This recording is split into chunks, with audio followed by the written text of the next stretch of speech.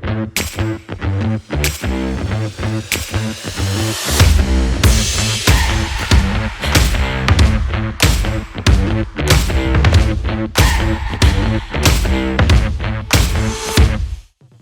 के हमारे वीडियो में मैं ले आया हूँ 3 सेम कैटेगरी की मोटरसाइकिल, जिसमें से पहली है हमारी अभी रिसेंटली लॉन्च हुई एसडी की एडवेंचर मोटरसाइकिल, जो कि काफ़ी ज़्यादा फेमस हो रखी है अपने फीचर और अपनी राइडिंग स्टाइल को लेकर के। उसके बाद में जो ऑलरेडी मार्केट में एग्जिस्ट करती है और जो काफ़ी ज़्यादा सेल्स के नंबर जिसके काफ़ी ज़्यादा रहते हैं, जो कि है हमारी रॉयल एनफील्ड की हिमालय, जो कि आपकी 411 सीसी की मोटरसाइकिल हो जाती है। उसके बाद में तीसरा जो आपका ऑप्शन हो जाता है, थोड़ा सा एक्सपेंसिव ऑप्शन हो जाता है, लेकिन एक्सपेंस के साथ ही साथ जो फीचर्स ये मोटरसाइकिल आपको प्रोवाइड करती है और जो हाईवे टूरिंग की कैपेबिलिटीज इस मोटरसाइकिल के पास है, वो मेरे हिसाब से उन दोनों मोटरसाइकिल में भी नहीं है। तो आज हम लोग जानेंगे कि इन तीनों मोटरसाइकिल्स में से कौन सी मोटरसाइकिल है जो आपके लिए बेस्ट ऑप्शन हो जाती है। तो सबसे पहले तो हम लोग इन मोटरसाइकिल के सारे स्पेसिफिकेशंस के बारे में बात करेंगे। उसके बाद में जानेंगे कि इनके डाउन साइड क्या है या फिर इनकी खासियत क्या है, मतलब प्रो साइड क्या है। उसके बाद में ये भी जानेंगे कि कौन सी मोटरसाइकिल आपके लिए एक बेटर ऑप्शन हो जाती है आपके राइडिंग स्टैंस और आपकी रिक्वायरमेंट के हिसाब से। तो चलो शुरू करते हैं आज का हमारा video. Along with me that is Sam Siddiqui from the rolling pistons, और आप सभी लोगों को मेरा पिस्टन सलाम बॉस।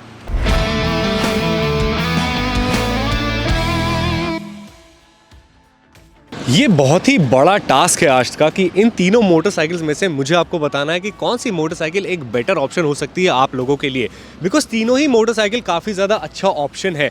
तीनों ही सेम कैटेगरीज की हैं। तो एक एक करके पहले तीनों मोटरसाइकिल्स को जानते हैं, उनके स्पेसिफिकेशंस, फिर उसके बाद में मैं बताऊंगा कि कौन सी मोटरसाइकिल कौन सी जगह पर बेटर हो जाती है। तो सबसे पहले आते हैं हम लोग KTM एडवेंचर 390 पे। अब ये एडवेंचर कैटेगरी में इंडिया में काफ़ी ज़्यादा अच्छा ऑप्शन हो जाता है अगर आप स्टार्ट कर रहे होते हो। तो अगर आप बड़ी मोटरसाइकिल्स पे नहीं जाना चाहते हो तो KTM एडवेंचर 390 एक काफ़ी ज़्यादा बढ़िया ऑप्शन हो जाता है। 3.25 लाख रुपए की इसका करीब आपका एक शोरूम प्राइसिंग होती है।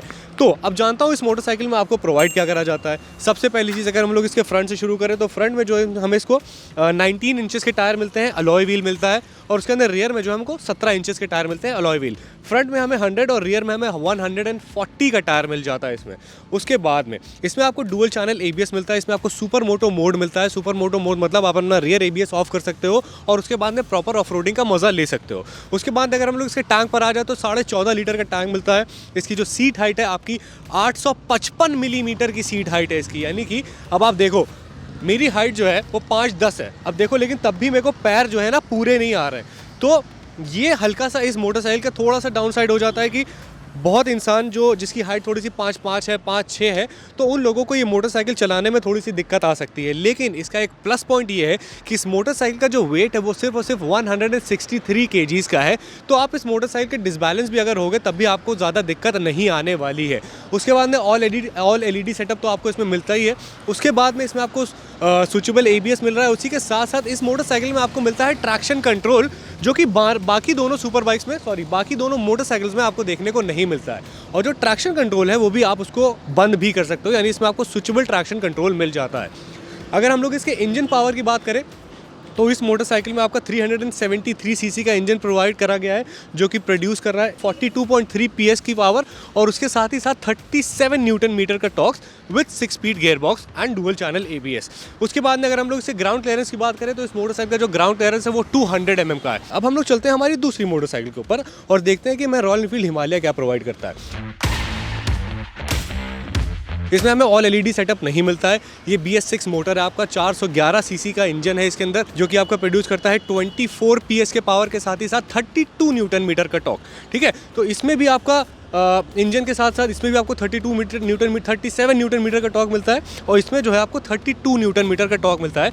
लेकिन इसका लो एंड टॉर्क जो है वो काफ़ी ज़्यादा अच्छा है जब आप इसको राइड करते हो। तो फ्रंट में जो है वहाँ पर हमको 19 इंची के टायर मिल रहे थे, यहाँ पे हमको 21 इंची के टायर मिल रहे हैं। यहाँ पे हमें 90 का 21 इंच का टायर मिलता है, जो कि हमें स्पोक व्हील के साथ मिलता है। ये ट्यूबलेस टायर नहीं है, लेकिन हमें स्पोक व्हील मिलते हैं। इसका मतलब है कि इस मोटरसाइकिल को आप आराम से लेकर के ऑफ रोडिंग के लिए जा सकते हो बिना किसी टेंशन के, लेकिन आप इसको नहीं लेकर के जा सकते हो बहुत ज़्यादा हार्डकोर ऑफ रोडिंग पे।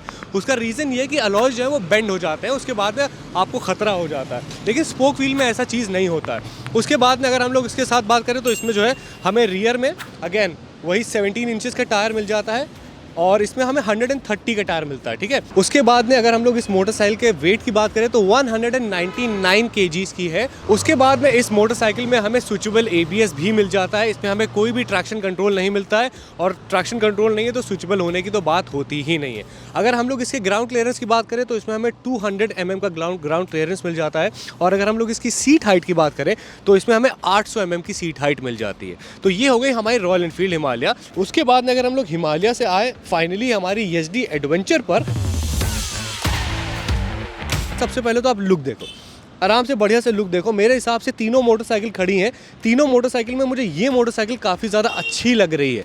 उसके बाद अगर हम लोग SD एडवेंचर पर वापस आ जाए तो फ्रंट में अगेन इसमें हमें 21 इंच के टायर मिल रहे हैं। अगेन रियर में जो है हमें 17 इंच के टायर मिल जाते हैं डुअल चैनल ABS के साथ। अब इसके साथ जो हमें डुअल चैनल ABS मिलता है वो स्विचेबल है 3 मोड्स के साथ। उसके बाद अगर हम लोग इसके TFT स्क्रीन पर आ जाए तो इसमें हमें बहुत ज़्यादा बढ़िया और नई टाइप की TFT स्क्रीन मिलती है जो कि आपकी ब्लूटूथ कनेक्टिविटी के साथ आती है। इसमें हमें USB चार्जिंग पोर्ट भी मिल जाता है Type C वाला। उसके बाद इसकी जो विंड स्क्रीन है वो भी आप एडजस्ट कर सकते हो। इसकी जो TFT स्क्रीन है वो भी आप 15 डिग्री तक एडजस्ट कर सकते हो। उसके बाद अगर हम लोग इसके यहाँ पर आ जाए इसके हैंडल बटन्स पर तो मुझे काफ़ी ज़्यादा अच्छे लगते हैं इन कंपैरिजन। वैसे आपके KTM के जो है वो भी काफ़ी ज़्यादा अच्छे फीचर्स हैं, लेकिन कंपैरेटिवली ये थोड़ा सा नया प्रोडक्ट है और मुझे देखने में भी काफ़ी ज़्यादा बढ़िया लगता है। उसके बाद अगर हम लोग इसकी सीट हाइट पर आ जाए तो इसकी जो सीट हाइट है वो 815 मिलीमीटर की है। उसके बाद अगर हम लोग इसके वेट की बात करें तो इस मोटरसाइकिल जो आपका वेट है वो 188 kgs का है। इस मोटरसाइकिल के अंदर आपको 334 cc का पिराक का इंजन मिलता है जो कि प्रोड्यूस करता है 29.9 PS के पावर के साथ ही साथ 29.2 न्यूटन मीटर का टॉर्क। उसके बाद में इस मोटरसाइकिल की आपकी स्पीड भी अच्छी हो जाती है, दिखने में भी अच्छी हो जाती है। तो मेरे हिसाब से ये मैंने आपको सारी चीज़ें तीनों मोटरसाइकिल के स्पेसिफिकेशंस के बारे में तो बता दिया है। अब हम लोग एक एक करके इन तीनों मोटरसाइकिल के ड्राइविंग एक्सपीरियंस के ऊपर बात करते हैं। तो सबसे पहले शुरू करते हैं हमारे पुराने साथी से जिसका नाम है रॉयल एनफील्ड हिमालय। अब हिमालय का क्या सीन है कि जब आप हिमालय का थोड़ा सा वेट ज़्यादा है और ऑफ रोडिंग जब आप करने के लिए जाते हो आप इस मोटरसाइकिल से आराम से ऑफ रोडिंग कर सकते हो। इससे आप आराम से लॉन्ग टूर्स पे जा सकते हो। अगर आप हार्डकोर ऑफ रोडिंग भी कर रहे हो इस मोटरसाइकिल से, यानी कि पहाड़ों पे एकदम कुदा फना कर अगर आपने इस मोटरसाइकिल को भी रख दिया है तब भी आपको वहाँ पे ज़्यादा दिक्कत नहीं आएगी, बिकॉज इसमें आपके स्पोक व्हील है।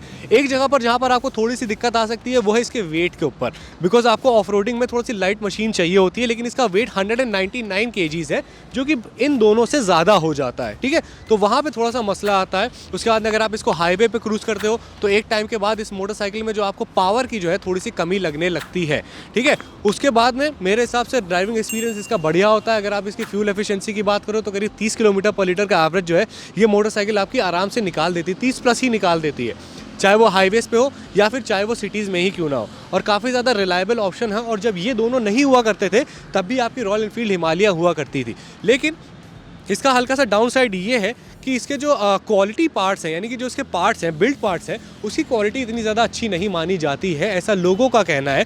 लेकिन मुझे लगता है कि फ़ाइन क्वालिटी है। अगर आप कोई भी चीज़ को बहुत ज़्यादा अच्छे से मेंटेन करोगे तो वो आपको उसका पे बैक भी देगी, यानी कि आपका ख्याल भी रखेगी। तो अगर जो लोग कहते हैं ना कि रॉयल एनफील्ड आराम से जा रहे हैं और उसके बाद में हमेशा गराजेस में खड़ी रहती है, वो इसलिए खड़ी रहती है क्योंकि आप उसको पहले तो बहुत ज़्यादा बढ़िया से हार्डकोर तरह से चलाते हो ऑफ रोडिंग पर के, लेकिन उसके बाद में आकर के आप उसको वैसे अगर मेंटेन नहीं करोगे तो वो दिक्कत आ जाती है। लेकिन हाँ, अगर आप जैसे भी अपनी ऑटोमोबाइल को यूज़ करो और उसके बाद अगर आप आ करके अपने बाइक को अच्छे से मेंटेन कर लो, सर्विस करा लो, तो मेरे हिसाब से उसकी लाइफ जो है वो ज़्यादा बढ़िया हो जाती है। तो रॉयल एनफील्ड का ये एक्सपीरियंस होता है। काफ़ी ज़्यादा मतलब शॉर्ट हाइटेड इंसान भी इस मोटरसाइकिल को चला सकता है। हाँ, बस उसको थोड़ी सी ताकत होनी चाहिए क्योंकि थोड़ी सी भारी बाइक हो जाती है, बाकी चलाने में कोई दिक्कत नहीं होती है। जो इसका लो एंड टॉर्क है वो काफ़ी ज़्यादा अच्छा होता है। अब अगर एक और चीज़ के बारे में बात करें जो कि इसकी प्राइसिंग, वो हम लोग आकर के बात करेंगे, क्योंकि प्राइसिंग में आपकी सबसे ज़्यादा अफोर्डेबल है आपकी SD एडवेंचर, जो कि आपकी करीब 2,60,000 के आसपास आपका ऑन रोड प्राइसिंग आती है। ये जो है आपकी 2,80,000 रुपये के आसपास इसकी मोटरसाइकिल की आपकी ऑन रोड प्राइसिंग आती है। अब हम लोग फाइनली मूव करते हैं यहाँ पर KTM एडवेंचर के पास और बताते हैं इसका राइडिंग एक्सपीरियंस। अब राइडिंग एक्सपीरियंस में क्या है, देखो KTM की ड्यूक के ऊपर इंस्पायर्ड है ये मोटरसाइकिल, ठीक है। ड्यूक का इसमें आपका इंजन लगा हुआ है। अब ड्यूक का इंजन का क्या है, ड्यूक के इंजन की एक बहुत बड़ी कमी ये है, पहले आपको कमी बताता हूँ फिर आपको उसकी खासियत भी बताऊँगा। कमी ये है कि ड्यूक के इंजन में ट्रैक्टेबिलिटी नहीं है। ये मोटरसाइकिल को आप सिटी में अगर चला रहे हो ना तो आप परेशान भी हो सकते हो, बिकॉज ये मोटरसाइकिल बार बार बंद हो जाएगी ट्रैक्टेबिलिटी उतनी ज़्यादा अच्छी ना होने की वजह से। पावर वाइज बहुत ज़्यादा बढ़िया है, इन दोनों को एकदम पानी पिला देगी 1 सेकंड के अंदर। उसमें कोई बड़ी बात नहीं है। लेकिन जब आप इसको चला रहे हो और चलाने में आपको चाहिए होता है नेक्स्ट लेवल कंफर्ट और रिफाइनमेंट, तो वो आपको रिफाइनमेंट इस मोटरसाइकिल से 50 किलोमीटर पर आवर की स्पीड के बाद ही मिलेगा। इसका मतलब ये है कि जब आप इस मोटरसाइकिल को हाईवे क्रूजिंग करने के लिए ले जाओगे तो ये जो है आपको सबसे ज़्यादा फन प्रोवाइड करेगी। लेकिन अगर आप इसको सिटी में चलाओगे तो थोड़ी सी आपको दिक्कत आ सकती है, वहाँ पर आपको थोड़ी बहुत प्रॉब्लम फेस करनी पड़ सकती है इसके मोटर की वजह से, बिकॉज काफ़ी ज़्यादा पावर है, ट्रैक्टेबिलिटी थोड़ी सी कम है, तो इसीलिए लो एंड टॉर्क होने के बाद भी इतनी ज़्यादा आपको स्मूथनेस नहीं प्रोवाइड होती है राइड में। यानी कि राइड जो क्वालिटी है वो बहुत ज़्यादा स्मूथ नहीं है एडीवी होने के बाद भी। ऐसा लगता है कि कोई भागने वाली मोटरसाइकिल आप चला रहे हो। तो ये हो गया इसका राइड एक्सपीरियंस। उसके बाद में अगर आपको लगता है कि ये मोटरसाइकिल आपकी ओवर प्राइस्ड है, तो ऐसा है नहीं। आपको फीचर्स प्रोवाइड कर रही है ये मोटरसाइकिल। इसमें आपको ट्रैक्शन कंट्रोल मिला जा रहा है जो अगेन स्विचेबल है, ठीक है। राइडिंग मोड वाला सुपर मोटो मोड आपको मिला जा रहा है जो कि अगेन एक अच्छी बात है। इंजन पावर आपको सबसे ज़्यादा मिला जा रहा है, यानी कि एडीवी होने के बाद भी ये मोटरसाइकिल आपकी स्पोर्ट्स बाइक की तरह भाग रही है। समझ रहे हो, 180 किलोमीटर पर आवर की स्पीड पे इजीली चली जा रही है। तो ये सारी खासियत है। तो जो आपकी KTM एडवेंचर 390 है वो फास्ट है और रिलायबल भी है। उसके बाद जब हम लोग फाइनली आ जाते हैं SD एडवेंचर के ऊपर, जो भाई स्मूथनेस है इस मोटरसाइकिल में, जो रिफाइनमेंट है इस बाइक में, अगर थ्रॉटल खींचो आपको पता ही नहीं चलेगा मोटरसाइकिल ऐसे कब एकदम से उड़ गई। उसके बाद में अगर आप इसको देखो, इसकी सीट हाइट भी उतनी ज़्यादा है नहीं, 815 मिलीमीटर की सीट हाइट है। स्प्लिट सीट आपको मिलती है। सीट की जो क्वालिटी है वो भी काफ़ी ज़्यादा अच्छी है।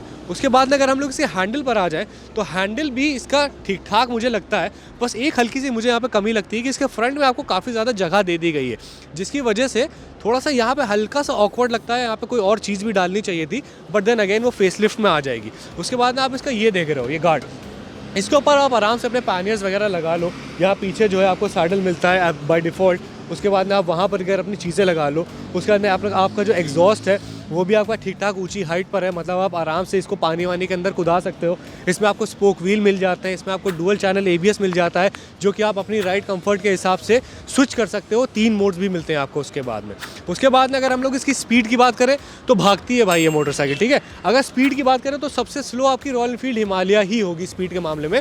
उसके बाद में आपकी ये होगी, और उस सबसे ऊपर जो है आपकी स्पीड के मामले में KTM ही वाली होगी। लेकिन अगर आप ओवरऑल तीनों के राइड एक्सपीरियंस की बात करो तो मैं आपको आज आराम से कह सकता हूँ, और आप इनफैक्ट मतलब मैंने काफ़ी रिसर्च करी इसके ऊपर, काफ़ी ज़्यादा चलाई तीनों मोटरसाइकिल को। उसके बाद में मैं इस कंक्लूजन में आया कि जो स्मूथनेस और जो राइड क्वालिटी है वो SD एडवेंचर की ज़्यादा बेटर है given the amount of money. तो जिस प्राइस रेंज में आपको ये मोटरसाइकिल मिल रही है, एक तो ये जो है आपकी सबसे ज़्यादा अफोर्डेबल हो जाती है। 2,60,000 रुपये इसका ऑन रोड प्राइसिंग हुआ जा रहा है। और उसके बाद में आपको राइडिंग मोड्स भी मिले जा रहे हैं, मतलब आपके ABS के जो है राइडिंग मोड्स भी मिले जा रहे हैं। आपको इंजन भी ठीक ठाक मिला जा रहा है। आपको करीब 30 PS की पावर और 30 न्यूटन मीटर का टॉर्क भी इस मोटरसाइकिल में मिल जा रहा है, ठीक है। 6 स्पीड गियर बॉक्स भी इसमें आपको मिला जा रहा है। तो कुल मिला करके आपकी वैल्यू फॉर मनी का ऑप्शन जो है वो ये है बॉस, ठीक है। वो आपका SD का एडवेंचर ही है। तो अगर आप मुझसे पूछोगे कि आपको इन तीनों में से कौन सी मोटरसाइकिल लेनी चाहिए, तो मैं आपको बताऊंगा कि आपको कौन सी लेनी चाहिए। अगर आप रॉयल एनफील्ड फ़ैन हो, अगर आपको रॉयल एनफील्ड की मोटरसाइकिल्स पसंद है, तो मेरे हिसाब से आपके लिए ये एक बढ़िया सा ऑप्शन हो जाता है, बिकॉज इसमें आपको स्पोक व्हील भी मिल रहा है, ब्लूटूथ की कनेक्टिविटी भी मिली जा रही है, मोटरसाइकिल का लो एंड टॉर्क भी अच्छा है, आपको देखने में भी अब मोटरसाइकिल अच्छी लगती है और चलाने में भी बाइक स्मूथ है, ठीक है। अगर आप रॉयल एनफील्ड के फ़ैन हो then this is the motorcycle for you. उसके बाद में अगर आपको थोड़ी सी स्पीड पसंद है और अगर आपको थोड़ी सी टेक्नोलॉजी से प्यार है, तो आपकी जो ऑस्ट्रियन ब्रांड है आपकी KTM एडवेंचर 390 की मोटरसाइकिल आपकी उसकी बहुत ज़्यादा अच्छी हो जाती है, बिकॉज इसके जो लुक्स हैं वो आपके एडवेंचर 790 से डिराइव करे गए हैं। तो ये मोटरसाइकिल वो ले सकते हैं जो कि आपको यहाँ मतलब जो कि लॉन्ग टूर्स पर जाते हैं आराम से और उनको बहुत ज़्यादा सिटी राइडिंग नहीं करनी होती है। तो अगर पावर चाहिए तो फिर ये मोटरसाइकिल हो जाती है। ये मोटरसाइकिल आपकी पावर और फीचर से लोडेड है। ये मोटरसाइकिल आपकी नॉस्टैल्जिक है, रॉयल एनफील्ड है, और उसके बाद में एक अफोर्डेबल ऑप्शन हो जाता है। सबसे ज़्यादा इंडियन डिस्प्लेसमेंट इसी का है उसके बाद में। लेकिन अगर आप समझदार हो, अगर आप थोड़ा सा वाइज हो, तो आप मेरे हिसाब से SD एडवेंचर को चूज़ करोगे। उसका रीज़न ये है, एक सबसे ज़्यादा अफोर्डेबल ये मोटरसाइकिल हो जाती है। दूसरी, इस मोटरसाइकिल का वेट भी बहुत ज़्यादा नहीं है, ना तो एक 163 है कि हवा में उड़ जाए, और ना ही आपका 200 किलो का है कि मतलब बहुत भारी लगने लगे। 188 kgs का वेट है, ना ही इतनी ज़्यादा सीट हाइट है इस मोटरसाइकिल की कि आपको दिक्कत हो बैठने में। अब देखो इसमें मैं आराम से बैठा हूँ और मेरे दोनों पैर जो है वो नीचे आराम से आ जा रहे हैं, ठीक है। ये मेरा सा KTM एडवेंचर 390 में ऐसा मेरे साथ नहीं हो रहा था, ठीक है। उसके बाद में एक और बहुत ज़्यादा ख़ास बात इस मोटरसाइकिल की ये है कि इसमें जैसे कि आप KTM एडवेंचर 390 देख रहे हो और रॉयल एनफील्ड हिमालय देख रहे हो, तो इन दोनों में ही आपको 200 मिलीमीटर का ग्राउंड क्लियरेंस मिलता है, लेकिन आपको SD एडवेंचर में 220 मिलीमीटर का ग्राउंड क्लियरेंस मिलता है, यानी कि सबसे ज़्यादा ग्राउंड क्लियरेंस जो है वो आपका SD एडवेंचर ही प्रोवाइड कर रही है। उसके बाद में इंजन, वैसे तो पिराग का इंजन है, ट्रैक्टेबिलिटी बहुत ज़्यादा बढ़िया नहीं थी, लेकिन इस मोटरसाइकिल में आपको ट्रैक्टेबिलिटी काफ़ी ज़्यादा अच्छी मिल जाती है, स्मूथ ट्रैक्टेबिलिटी मिल जाती है। ये जो है आपकी दूसरी मोटरसाइकिल के साथ ऐसा नहीं है इतना ज़्यादा। ADVs का मतलब ही है कंफर्टेबल राइड, और मैंने जब तीनों मोटरसाइकिल को चलाया तो मुझे सबसे ज़्यादा कम कंफर्ट लगा KTM एडवेंचर में, उसके ऊपर मुझे कंफर्ट लगा इसमें, और सबसे अच्छा कंफर्ट अगर मुझसे पूछो, I am really being very honest, अगर सबसे अच्छा कंफर्ट जो है वो आपका SD एडवेंचर में। तो आप लोग SD एडवेंचर को जा करके थोड़ा सा देख सकते हो, शोरूम में उसकी टेस्ट ड्राइव ले सकते हो। अगर आप लोग कोई भी एडवेंचर कैटेगरी की मोटरसाइकिल लेना चाहते हो 300 से 400 सीसी के बीच में, तो यही तीनों ऑप्शन जो है आपके अवेलेबल है। अब अगर आप इनसे नीचे जाओगे तो आपके पास आ जाता है एक्सपल्स का ऑप्शन, जो कि आपके 200 सीसी का है, वो भी काफ़ी अच्छी मोटरसाइकिल है, लेकिन वो जो है एक टाइम के बाद जा करके थोड़ा सा पावर उसके अंदर कम होने लगता है, क्योंकि वो सिर्फ 200 सीसी कैटेगरी की है। लेकिन अगर आप उसकी ऑफ रोडिंग कैपेबिलिटी की बात करो तो बहुत अच्छी मोटरसाइकिल है, इतनी ज़्यादा लाइट वेट है, कहीं भी कैसे भी नचा के कुदा दो, तो एक वो ऑप्शन हो जाता है। उसके अंदर अगर आप बड़े जाते हो तो फिर आपका V-Strom आ गया, वर्सेस आ गया, तो फिर तो एंडलेस ऑप्शन हो जाता है। तो कुल मिला करके इन कैटेगरी की ये तीनों बाइक है इकलौती जो कि हमारे मार्केट में आती हैं। ये तीनों मोटरसाइकिल में से अब आपको जो भी पसंद आए, मैंने आपको सारी चीज़ें बता दी हैं, अब आपको जो भी पसंद आए उस मोटरसाइकिल को आप जा करके देख सकते हो। तो फिलहाल के लिए मैं जाता हूँ और आपके लिए और भी ज़्यादा बढ़िया कुछ इंपॉर्टेंट कंटेंट ढूंढ करके लिए आता हूँ। Till then what you guys have to do is that you guys have to keep dreaming for all these things and keep working hard for it. This is Sam Siddiqui signing off. Bye bye, पिस्टन सलाम।